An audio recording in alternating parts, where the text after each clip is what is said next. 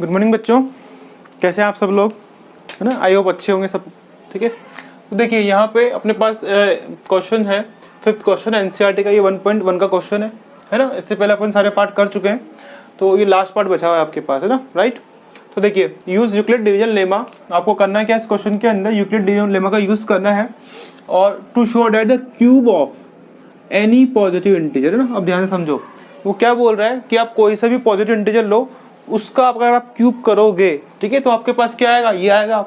या तो आपके पास ऐसी फॉर्म आएगी, या ऐसी फॉर्म आएगी, या फिर आपके पास ऐसी फॉर्म आएगी।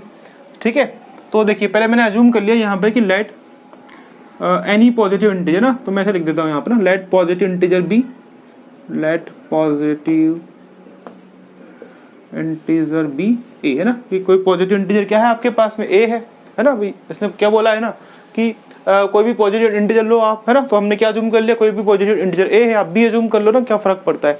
तो मैंने क्या अज्यूम कर लिया यहाँ पे कि कोई पॉजिटिव इंटीजर है ए, है ना। और देखिए, अगर आपके पास कोई सा भी पॉजिटिव इंटीजर ए है, तो उसको हम by using Euclid division lemma की फॉर्म में लिख सकते हैं। ठीक है, तो किसी भी इंटीजर को हम क्या कर सकते हैं, यूक्लिड डिवीजन लेमा की फॉर्म में लिख सकते हैं। तो मैंने यहाँ लिखा, देखो, यूजिंग यूक्लिड डिवीजन लेमा। आप इसको पूरा लिखना, ए इज इक्वल टू क्या हो जाएगा आपके पास, बी क्यू प्लस आर, है ना। अपन ऑलरेडी पढ़ चुके हैं ये, है ना। तो आर की वैल्यू क्या होती है यहाँ पे, 0 से लेके बी तक होती है। और आप लिखना चाहो तो लिख दो, है ना। ए क्या है, डिविडेंड है ना, इस तरह से लिख दो। नहीं लिखोगे तो भी ठीक है। अच्छा, आप देखो यहाँ पे ना, फिर मैंने आपको क्या बताया था आपको कि ये जो फॉर्म दी हुई होती है, आपको क्या करोगे, उससे कंपेयर करवाओगे यहाँ पे ना। देखो इधर कंपेयर करवा लो आप, ए इज इक्वल टू है बी क्यू प्लस आर को आप कंपेयर करवाओ इससे ना, 9m प्लस 0। भाई 9m को मैं क्या लिखता हूँ, 9m plus 0, 9m plus 1, 9m plus 8 से मैंने कंपेयर करवाया। अब आप देखो यहाँ पर ना, जो b की वैल्यू है वो क्या है, 9 के इक्वल आ रही है। बट यहाँ भी दिक्कत हो जाएगी। क्या दिक्कत होगी, देखो आप, अगर आपने यहाँ सपोज करो कि b की वैल्यू ले ली आपने 9, है ना, तो फिर r की वैल्यू क्या आएगी बताओ भाई। r की वैल्यू आएगी 0, 1, 2, 3, 4, 5, 6, 7, 8 तक आएगी। तो क्या आप 8 तक केस डिस्कस करते रहोगे ना, बहुत लेंथी हो जाएगा क्वेश्चन ना। तो हम करते क्या है इस क्वेश्चन के अंदर, b की वैल्यू 9 नहीं लेके हम क्या लेंगे, b का 9 का एक मल्टीपल ले लेंगे, डेट इज 3। ठीक है, तो इस क्वेश्चन की खास बात यही है कि तो यहाँ पर आप किसी बच्चे ने b की वैल्यू 9 ले ली, तो फिर बहुत लेंथी हो जाएगा क्वेश्चन ना। क्या करना पड़ेगा इसमें, यहाँ पे b की वैल्यू आप लोगे 3, है ना। तो मैंने b की वैल्यू क्या ले ली, यहाँ पे 3 ले ली, है ना। अब इसको थोड़ा ढंग से लिख देते हैं अपन, ये समझाने के लिए बताया था मैंने आपको। ठीक है, तो मैं यहाँ b की वैल्यू 9 नहीं लेके क्या ले रहा हूँ, b की वैल्यू मैंने 3 ले ली यहाँ पे। ठीक है बच्चों, है ना। अच्छा, आप देखो यहाँ पे ना, अब आप b की वैल्यू यहाँ पुट करो, तो ये ऐसा हो जाएगा, ये ऐसा होगा। ठीक है, और देखिए यहाँ पे अब r की वैल्यू क्या हो सकती है, तो r की वैल्यू 0 हो सकती है, 1 हो सकती है, या फिर 2 हो सकती है। ठीक है, तो यहाँ पे ऐसे लिख देना, r इज इक्वल टू 0, 1, 2, है ना। 3 तो नहीं हो सकता है ना, 3 नहीं होगी भैया ना। r की वैल्यू क्या होगी, 0 होगी, 1 होगी, और 3 से कम होगी ना, फिर लेस देन 3 है। तो r की वैल्यू क्या होगी, 0 होगी, 1 होगी और 2 होगी। ठीक है, आई होप यहाँ तक आपको समझ में आ गया होगा। अब हम क्या करते हैं, इसमें 3 केस बनाएंगे। देखिए यहाँ पे ना 1, 2, 3। तो यहाँ पे केस नंबर 1, व्हेन r की वैल्यू जब 0 है, b तो फिक्स है आपका 3 है ना, तो यहाँ पुट करो आप इधर, है ना, इसके अंदर। तो देखिए a इज इक्वल टू कितना हो गया आपके पास, 3, है ना। b की जगह मैंने 3 पुट किया, 3 क्यूब प्लस r की जगह मैंने 0 पुट किया। देन केस नंबर 2 ये हो जाएगा आपके पास, है ना। ऐसे ही सिमिलरली आप ऐसे लिख दो कि r is equal to 1 and b is equal to 3, a equal to कितना आ गया, 3 क्यूब प्लस 1। ठीक है ना। आप केस नंबर 3 यहाँ पे लिख देता हूँ मैं। तो आपको एग्जाम में अगर ऐसा केस बनाओगे, है ना, तो एग्जामिनर खुश हो जाएगा बिल्कुल ना, कि बच्चे ने केस बना के किया है, देखो, है ना। और यहाँ पे r की वैल्यू 2। ठीक है, यहाँ तक कोई दिक्कत नहीं होना चाहिए ना। ठीक है, आगे समझ में यहाँ तक।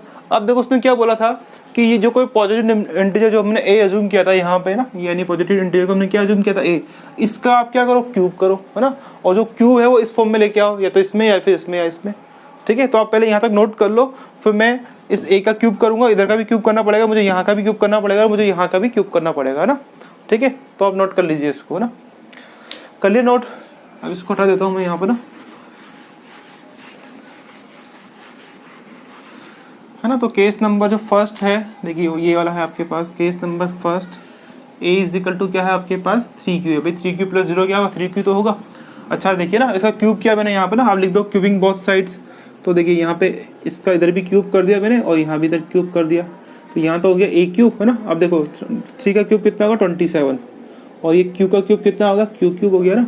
अब मुझे करना क्या था, ये जो ए क्यूब है उसको या इस फॉर्म में लेके आऊँगा या इस फॉर्म में लेके आऊँगा या इस फॉर्म में लेके आऊँगा। और थोड़ा सा दिमाग लगाओ, देखो यहाँ पे प्लस प्लस तो जा ही नहीं रहा है ना, इसका सीधा सा मतलब क्या है, ये इसको अगर अपन चेंज करेंगे तो इस फॉर्म के अंदर आएगा, 9m की फॉर्म में आएगा, है ना। तो बस क्या करो इसके अंदर, है ना, ये हम पहले भी कर चुके हैं। देखो 9 को यहाँ पे जनरेट करो आप, यहाँ पर ना 9 को लेके आओ कहीं से। मैं कैसे लेके आओगे अब 9 को, बस 27 को लिख लो आप, 9 × 3 लिख लो, ऐसे लेके आएंगे, है ना। और फिर भी कुछ डाउट हो या कुछ बच्चे सोच रहे होंगे कि सर कैसे लिख दिया आपने, तो लिख दिया, हम कैसे सोचें भाई। फिर आप ऐसे सोचो कि 27 के फैक्टर बना लो आप, है ना। 27 के फैक्टर क्या होंगे, 3 × 3 × 3 होंगे, इतना तो कर ही सकते हो, है ना। तो फिर ये इसको 3 या 9 कर दो आप, ऐसा भी कर सकते हो ना। देखो ये आ गया, ठीक है। अब क्या करोगे आप, क्यू इंटीजर है, इंटीजर का क्यूब इंटीजर, उसको 3 से मल्टीप्लाई करोगे तो ऑल्सो इंटीजर। तो ये जो पूरी क्वांटिटी आने वाली है वो कैसे आएगी आपके पास, इंटीजर आएगी। इसको आप क्या अज्यूम कर लो, एम अज्यूम कर लो ना इसके अकॉर्डिंग। भाई 9m लेके आना था ना मुझे, तो उसको मैंने ऐसे ले लिया यहाँ पे। तो यहाँ कितना हो गया आपके पास, ए क्यूब = 9m। लो जी आ गया, ठीक है, क्लियर है। अब केस नंबर 2 अपन लेके चलेंगे, ये वाला केस है ना। तो मैं एक काम करता हूँ, पहले इसको हटा देता हूँ यहाँ से ना, इसको रफ कर देता हूँ।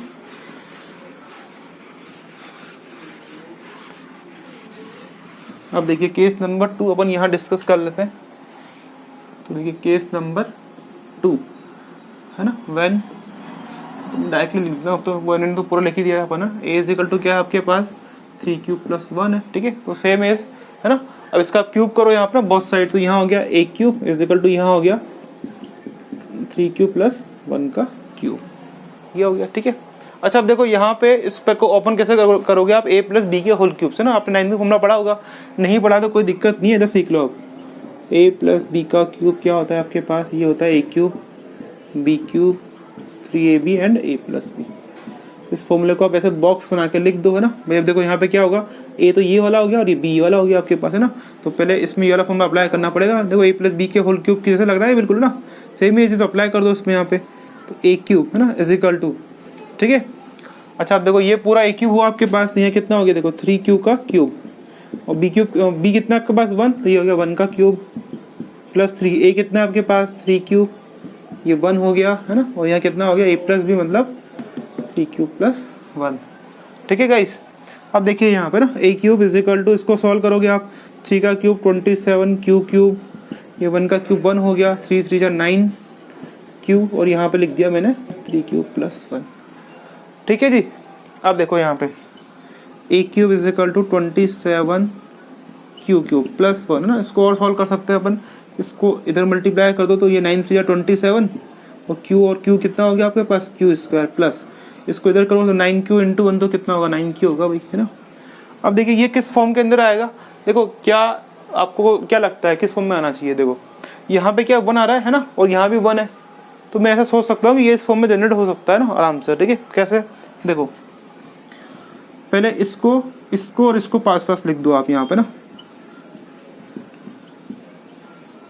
अब कुछ काम इसमें हमको क्या करने पड़ेंगे, प्रपोजली करने पड़ेंगे ना, ठीक है भाई। यहाँ पे देखो 1 दिख रहा है मुझे, यहाँ पे मुझे 1 दिखा, तो मैंने क्या सोचा कि ये इस फॉर्म के अंदर आ सकता है और आएगा भी इसी फॉर्म के अंदर ना भाई। कैसे, देखो भाई ये 1, इस 1 को तो यहाँ लिखा रहने दो आप, है ना। इस पूरे में से 9 कॉमन ले सकते हो क्या, 9 ही कॉमन क्यों लिया, क्योंकि देखो यहाँ पे 9 है इसलिए ना। तो पूरे में से 9 कॉमन निकाल लो, और जो बचेगा है ना उसको क्या लिख देना आप, उसको m लिख देना, खत्म बात, ठीक है।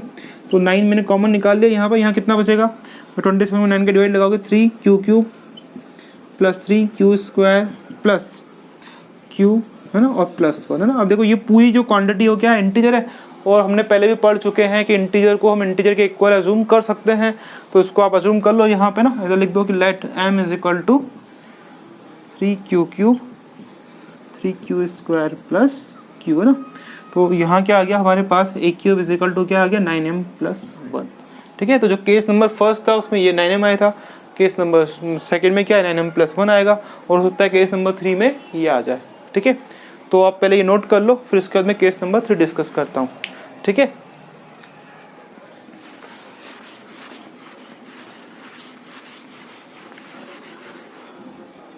नाउ केस नंबर 3 है ना। तो आप इधर देखो केस नंबर 3, भाई आपके पास क्या है, a = है 3³ + 2 ना। क्यूबिंग की हमने बोथ साइड, यहाँ हो गया a³ और यहाँ हो गया आपके पास 3³ + 2 का होल क्यूब, ठीक है।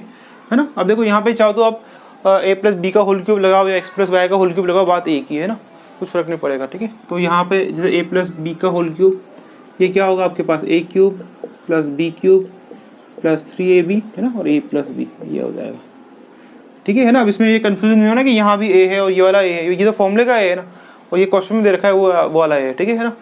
तो देखो यहाँ हो गया आपके पास a क्यूब है ना, इसको ओपन करो, a क्यूब मतलब 3q का क्यूब, b क्यूब 2 का क्यूब प्लस 3ab, तो यहाँ कितना आ गया आपके पास 3q इंटू 2 और a प्लस b, तो यहाँ कितना आ गया 3q प्लस 2 आ गया ऐसे। यहाँ कितना हो गया, a cube is equal to 27q का क्यूब, ये 2 का क्यूब कितना होता है 8, देखो आ गया ना 8, यहाँ भी 8 है यहाँ भी 8 है, मतलब ये वाला जो फॉर्म होगा वो इसी फॉर्म के में बनेगा, ठीक है। 3 3 9 9 2 18, यहाँ पे ऐसा हो गया, और यहाँ कितना हो गया 3q प्लस 2 ऐसा आ गया, ठीक है बच्चों, आ रहा है समझ में ये। अब देखो 27q क्यूब प्लस 8, इसको मल्टीप्लाई कर दो, हाँ भाई 18 3 जा बताओ कितना होता है, ठीक है 18 3 जा होता है 54q स्क्वायर ना, और 18 2 जा कितना होगा 36, ठीक है ना। आप देखो यहाँ पे ना, इसको इसको इसको पास रख लो, सेट को उधर रख लो ना, क्योंकि हमें ऐसी फॉर्म जनरेट करनी है यहाँ पे। तो मैंने ऐसा किया 27q cube plus 54q square plus, ठीक है। अच्छा यहाँ पे q आएगा भैया ना, यहाँ q लिख लो प्लस 8, ठीक है। अब आपको पता ही है कि इसमें से मैं क्या कॉमन निकाल लूँगा, 9 कॉमन निकाल लूँगा ना, तो 9 कॉमन निकाल लो, जैसे अपने सेकंड वाले केस में किया था सेम ऐसे हो जाएगा। यहाँ कितना हो गया 3q cube plus 6q square plus 4q, और इस पूरे को अपन क्या मान लेंगे m मान लेंगे यहाँ पर ना, तो यहाँ लिख दो ऐसा करके। अब तो थोड़ी सी जगह कम पड़ रही तो मैं छोटा छोटा करके लिख देता हूँ, let m is equal to, यहाँ पे ऐसे लिख देता हूँ मैं ना 3q cube plus 6 square plus 4q, ठीक है। तो यहाँ कितना हो जाएगा a cube is equal to 9m plus 8 है ना। तो ये हमारा जो थर्ड फॉर्म था वो भी आ गया है, ठीक है। ये क्वेश्चन बहुत सिंपल था, बस आपको ये पता होना चाहिए a प्लस बी का होल क्यूब, फिर हमने यूक्लिड लगाया, और यूक्लिड लगाने के बाद वो जैसी फॉर्म में दे रखा था ना, उस फॉर्म में हमने क्या कर दिया, कन्वर्ट कर दिया, ठीक है ना। तो ठीक है ना, मिलते हैं फिर नेक्स्ट वीडियो में हम।